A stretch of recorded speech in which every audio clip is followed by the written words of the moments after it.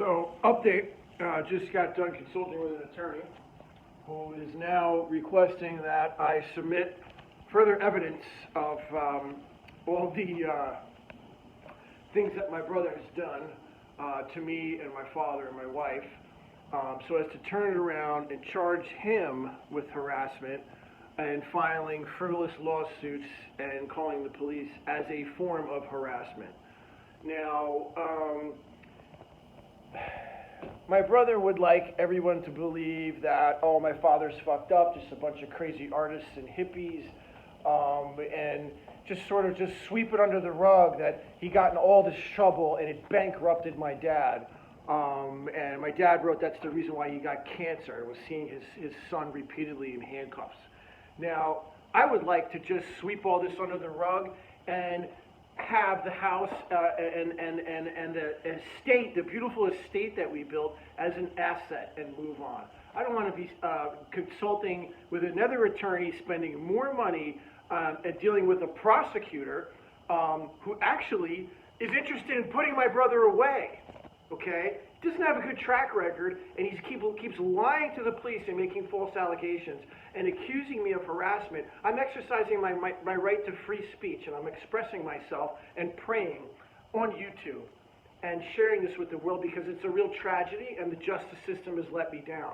The justice system failed to recognize the last wishes of my father and failed to acknowledge the last wishes that were written on paper. And that was witnessed by my wife and I, and the justice system, the town of Putnam County, refuses to acknowledge the last wishes of my dad, which were in a video will, leaving me the estate in my name because of my brother's lack of responsibility and wherewithal to manage it, let alone appreciate it. Now, he thinks there's going to be no consequences, that you could just hush somebody up. Let me just say this. My dad would be livid. It would be very pissed.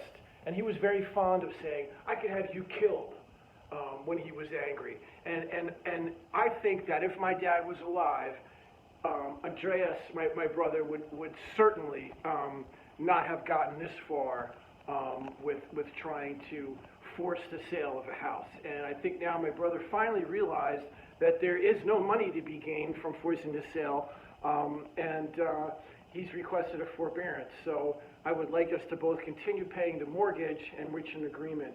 And if need be, I'm willing to leave the house for a period of time so that he can establish himself there, so we can try to get along peaceably or make an arrangement with another tenant, even leaving the residence for a period of up to a year, so long as the mortgage payments are made.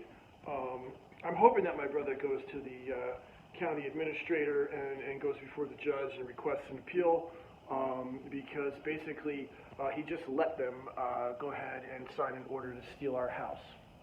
And my dad would be very upset about that, but so would my mother. And so now I'm going to see about playing hardball here. And this is really not what I want to do. I do not want to see my brother put in jail. I do not want to see him put away. But you can't go and do continually bad shit to people and then run around and run and turn it around and say that, oh, the other person did that, which is basically what he's been doing. And he's been trying to manipulate and use the system to his advantage. And now it's just causing more financial hardship. I've done everything I can to pay off the debts, assume everything in my name, while my brothers just continue to try to drag me to court with one more bullshit, bogus allegation after the next. So I have to make a decision now, because basically someone can be charged for continually making false statements and allegations and threats and harassment and stalking. So I'm tasked now with wanting to save my house and move on with my life. Instead, my brother seems to be going backwards in the opposite direction. We're going to have to see. Stay tuned. Keep posting.